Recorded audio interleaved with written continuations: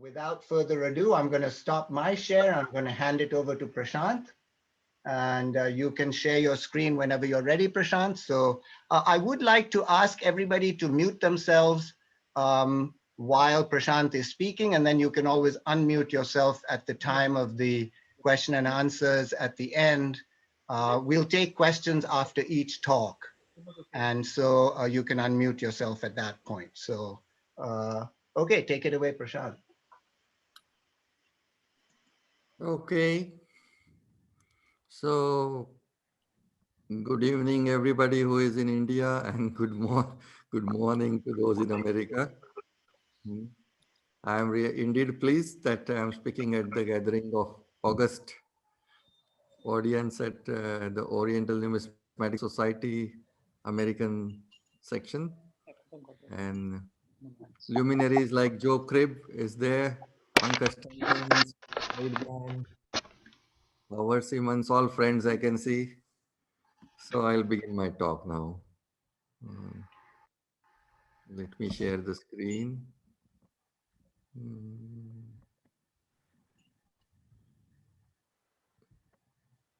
And don't forget that at the end, you will need to stop share so that the next person.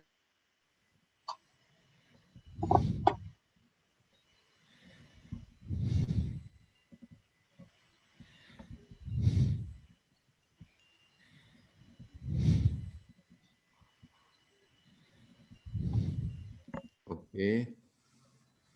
I hope it's visible. Yes. Yeah. So we are talking about a region called as Vidarbha in the central India, where a peculiar kind of punchmark coinage is known. These are the towns in Vidarbha: Pavnar, Pauni in Bandara district, Chandankheda in Chandrapur district, Pusad in Yavatmal, Tarhala in Akola district, and a new place called Makhla in Amravati district near the Melghat area, inside the Melghat area. These are ancient, most of these are ancient towns except Makhla, which is a modern place, but a hoard was supposedly found there, a hoard of Panchmark coins, and it had many, many thousands of coins. Almost 5,000 coins were found. So I could have my hand on many of those coins and trace them through various collections. So I call that group of coin as Makhla hoard. And the coins which were similar to the hoard, but I couldn't connect them to the hoard, I called them as Makhla stray finds. They were perhaps found, some of them were found before the discovery of the hoard and deposited in museums or private collections. Thus, I have studied total of 2,873 coins of this particular type. The hoard is divided into 227 types, and it was buried when type 227 was made. The maximum number of coins found were of type 225. There are 1,194 coins. Detailed study has been conducted as to the marks, their sequence of punching, weight standard, and purity of metal. So this is how the punch mark coins were made. There was a punch and it was struck on the blank. So the punches are like tiny dies, small dies. So the title of my paper is a bit confusing. Dies of punch mark coins. It never happened before. The punches of punch mark coins. But when the four punches come together, it becomes somewhat like a die. So if we have to compare the die, uh, like there is a die link in Indo-Greek coins, in other coins, there is a link between these coins also. When the four punches were struck at different times, I mean one after other, but all of them taken together makes something like a die. So these were the four punches, and this is how the coins were made.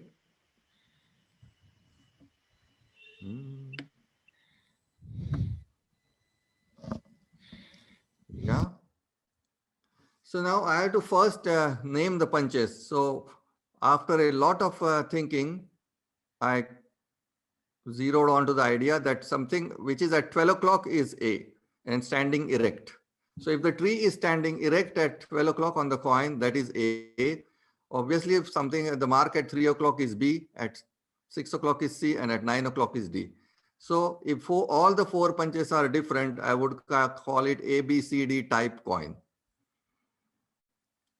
Sometimes the punch 2 is repeated, like on this coin.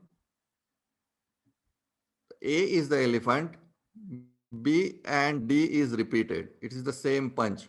So I call it A, B, C, B type. A, B, C, and instead of D, B comes. But the striking of the punch could be insequential. The sequence of the striking could be very different. Like it was not necessary that the elephant will be punched first. So I studied many coins from many angles and found that the striking was random. Sometimes elephant was punched first. Sometimes the fourth symbol was punched first. Sometimes the two symbols were punched first. So like on this particular coin, we can figure out that the B was punched first. So BB was punched first and then A and C were punched. So we don't know the order of A and C because they are so away from each other. So we can't make out which was punched before and which was after. So it is either BBCA or BBAC striking sequence, but the type is ABCB. I hope I am making myself clear. So here is a coin which has 4 different marks, and this is called ABCD type.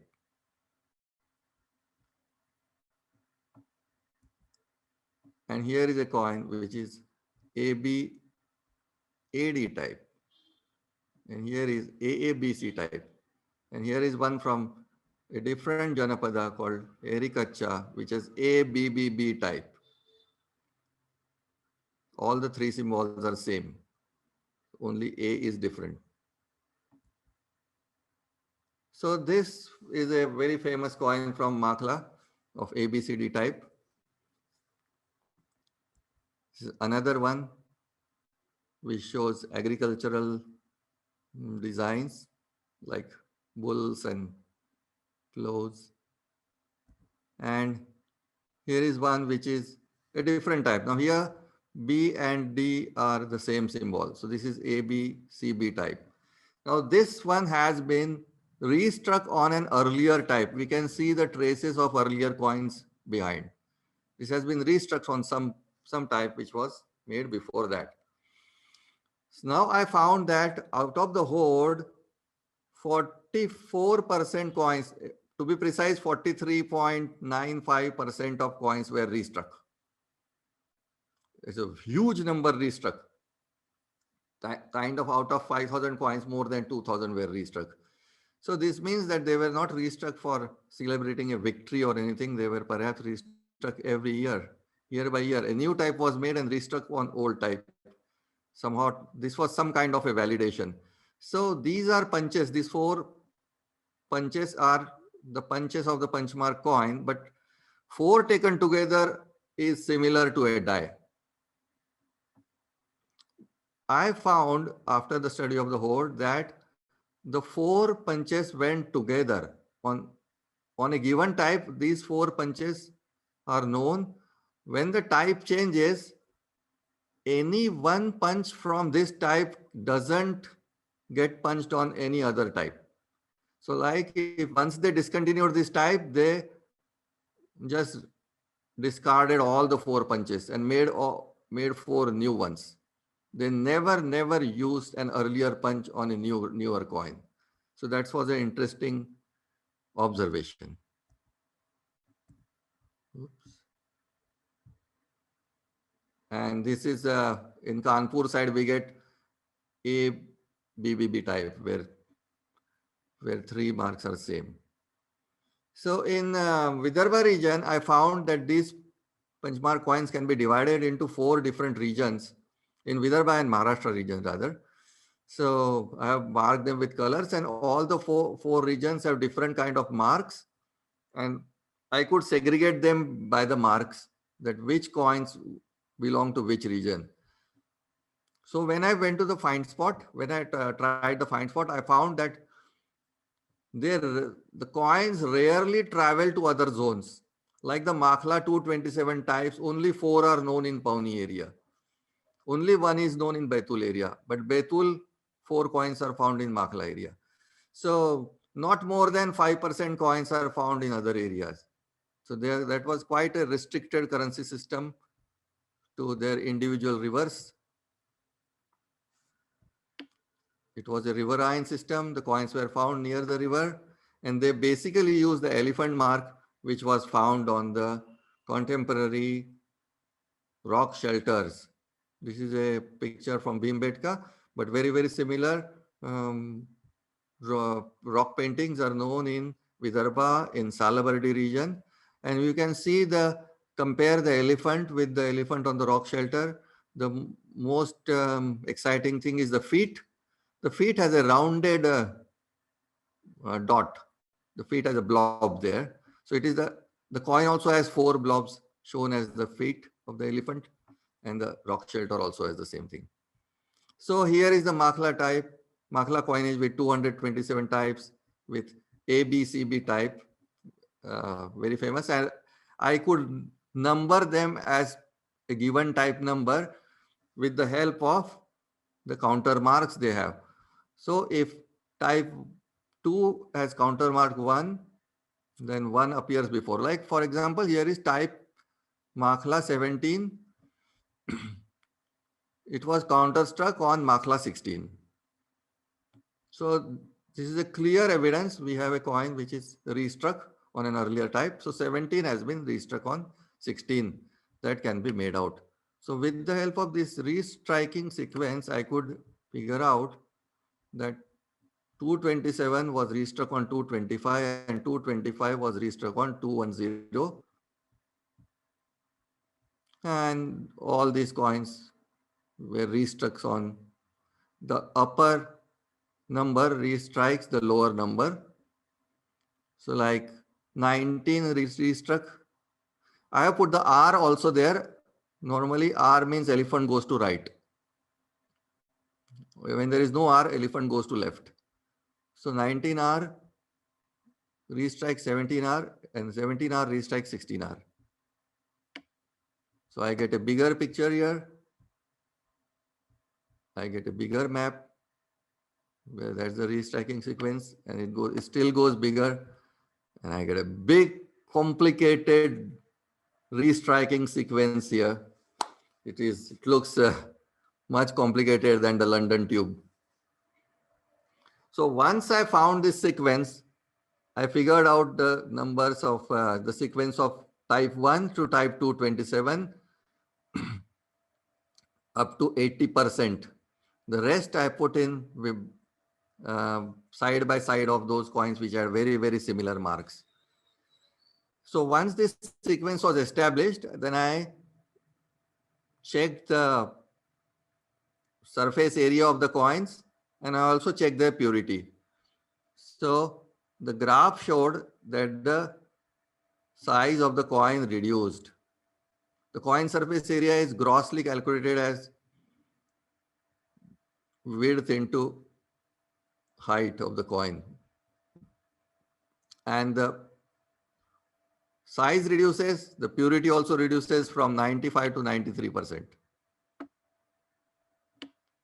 So the sequence is, it is tested and it's correct. Now we come to the punches. Now this is what they are punches, but to me they are dies. Once we blow them out, they look very big. So I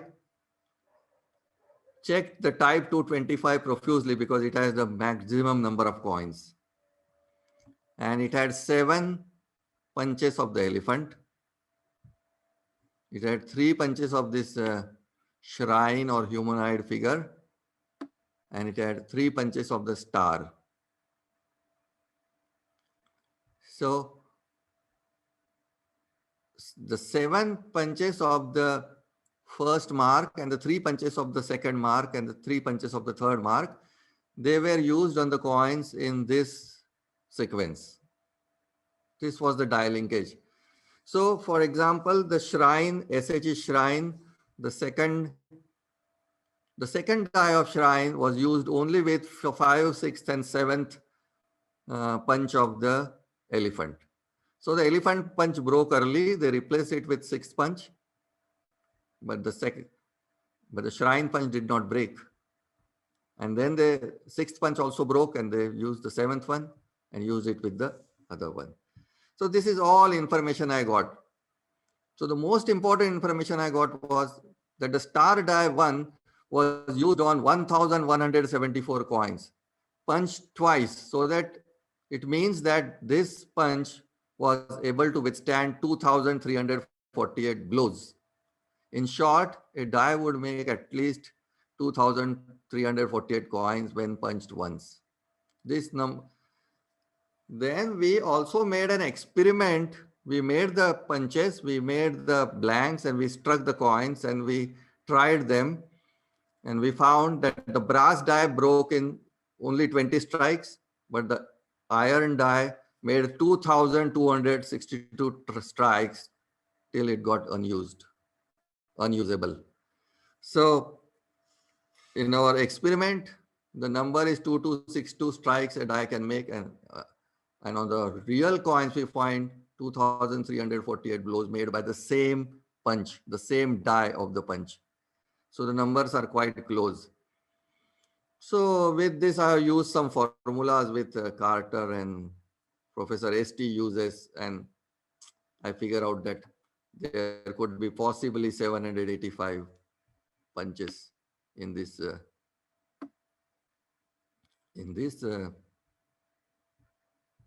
hoard. So now I come to the statistical calculation. This is completely imaginary, and everyone who writes about the statistics of numismatics, about the volume of the currency, about the total number of dies, they always say that this is hypothetical and it is almost imaginary, but we get something out of it. We get some information. It's not we are going closer to the truth, but we are not saying that this is the truth. So as 227 dies are known and the die variation is 785, the total main production at full capacity will be 2,348 blows by 785 dies, that is 1,843,000 coins. Out of this, 43.9% coins of the hoard were restruck. Hence, only 56% virgin blanks were used. This brings the number of blanks to 1,033,000.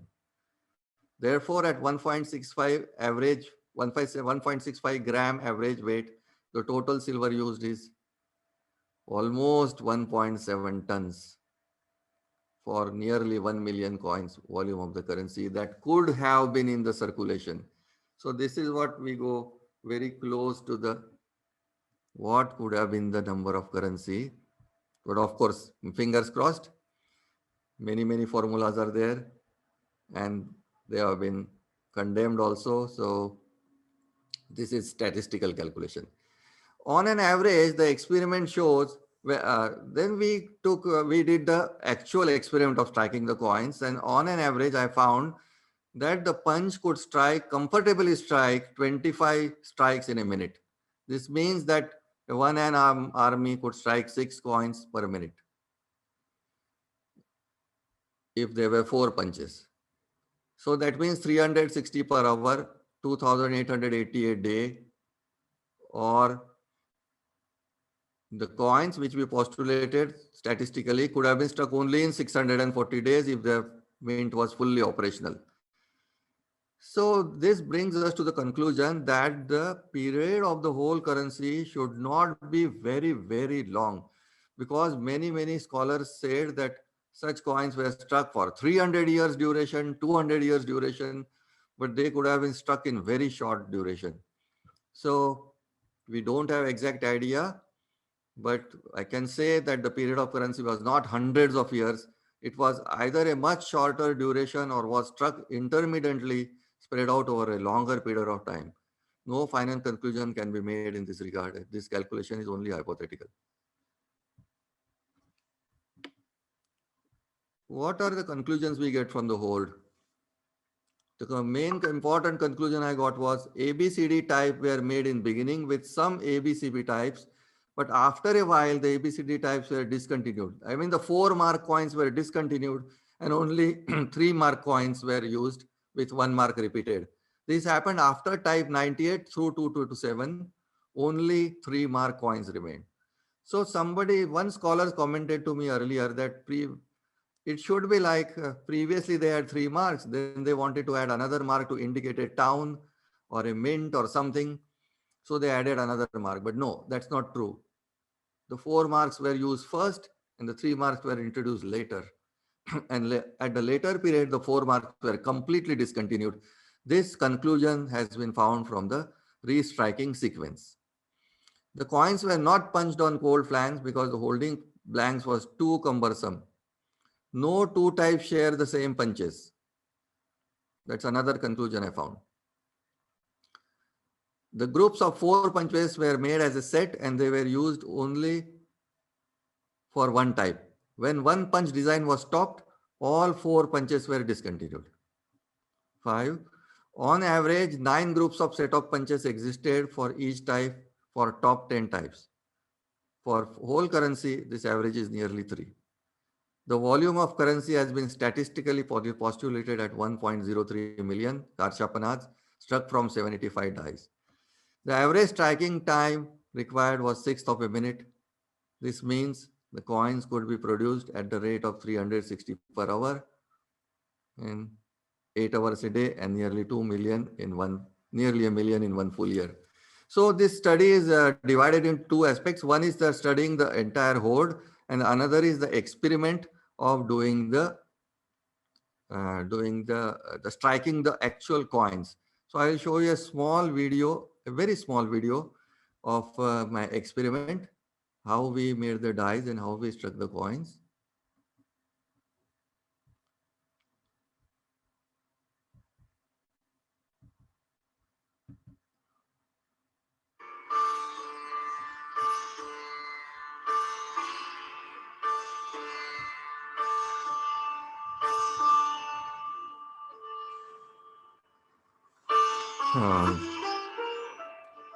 This is how the metal was melted.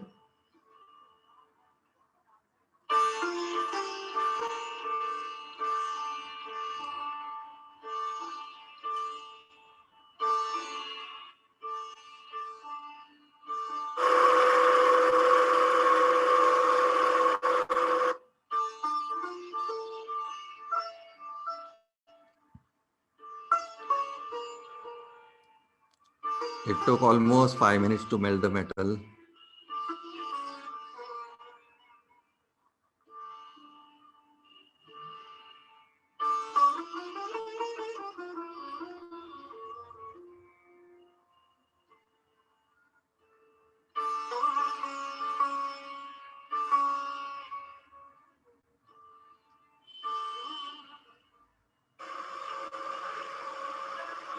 And they would all add ammonium sulfate to it, which is called as Navasagar.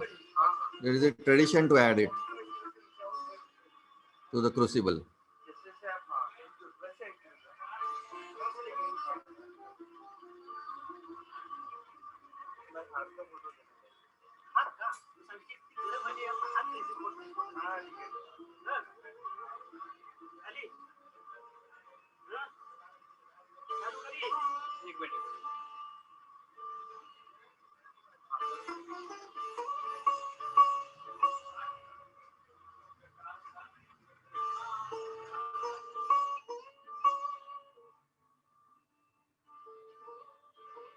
Here is the silver bar being dipped into water.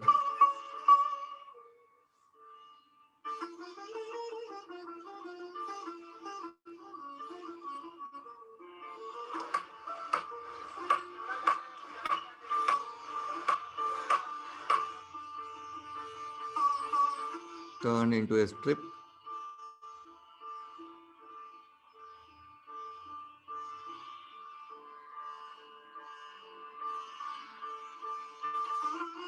And blanks made of the exact weight.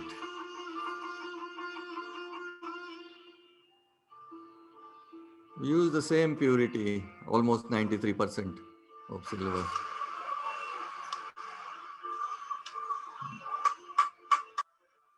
Punches are being prepared.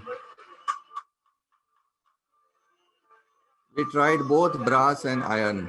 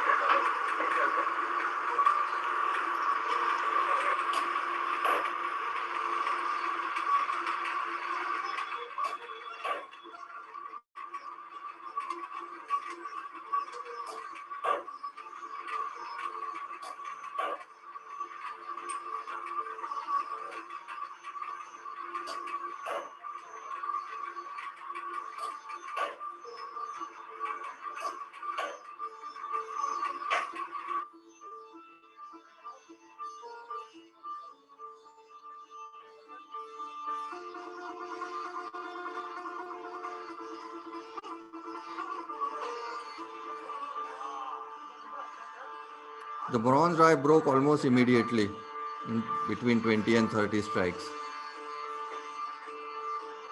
The iron die lasted for 2,262 strikes when it started breaking from the design end, not from the hammer end, started flaking from design end.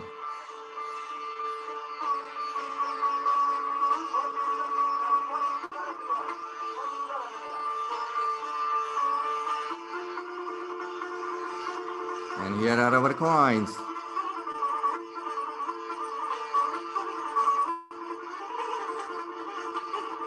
I have to thank Badri Prasad Verma for helping to do this.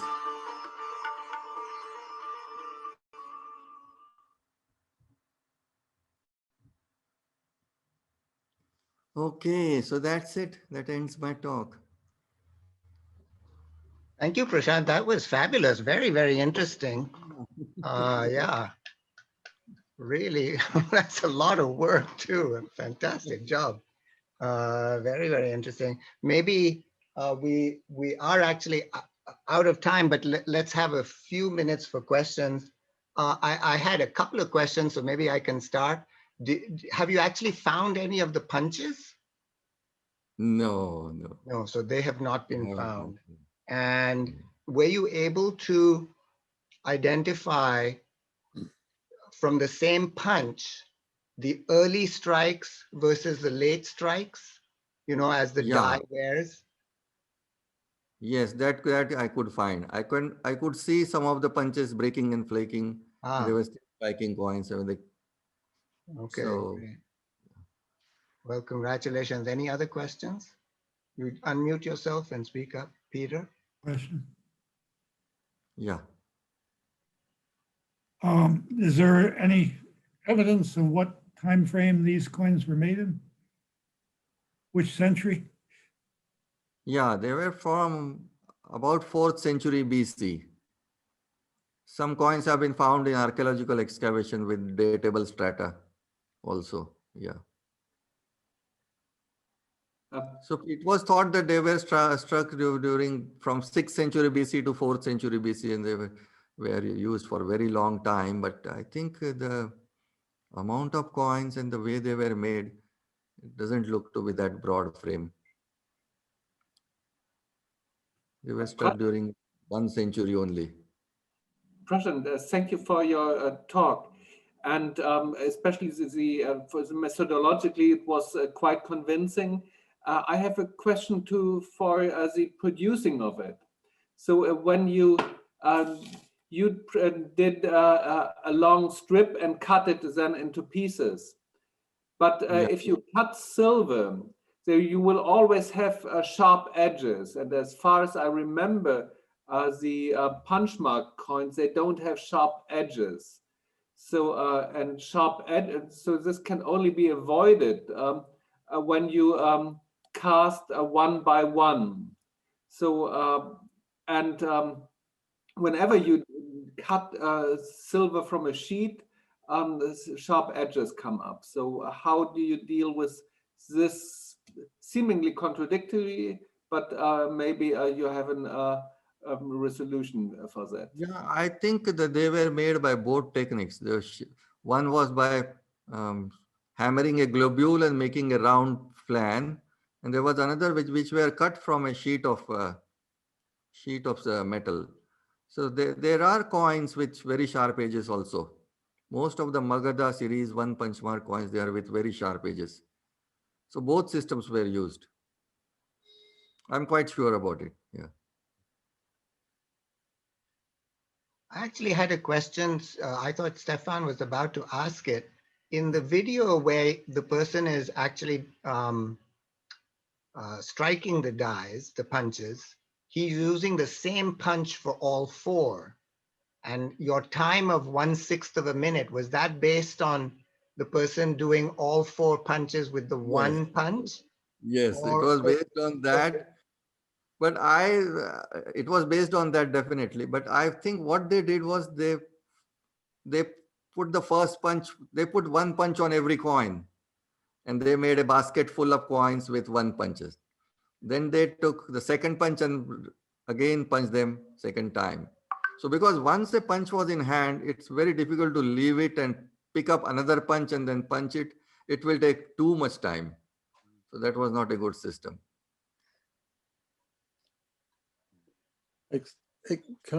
Experiments with making silver pennies in medieval English silver pennies suggested that they could strike on a good day 3,000 a day.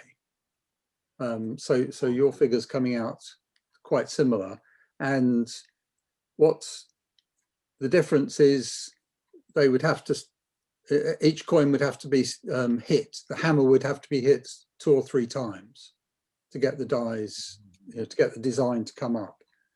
So one hit wasn't enough. So that would account for the fact that you're multiple punches. So I think 3,000. Your figure is quite convincing as to the number per day. So all those coins could be made in a year. Yeah. So Yeah, especially because I think 8 hours a day is probably an underestimate of the amount of time they spent at work. that means just one person making coins as well. Yeah. Yeah. Well, one last question maybe, and then we could move on. Yes, may I ask a question, Kerry Gordon? Yes. These punch coins are very small. They're really tiny.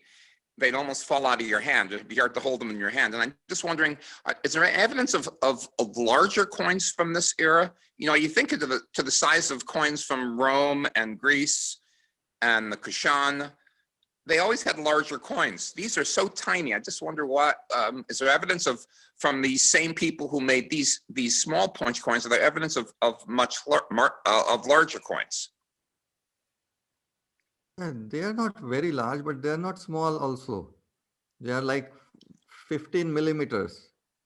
It's more than a centimeter. Yeah, they're quite handy. They are bigger than your pennies.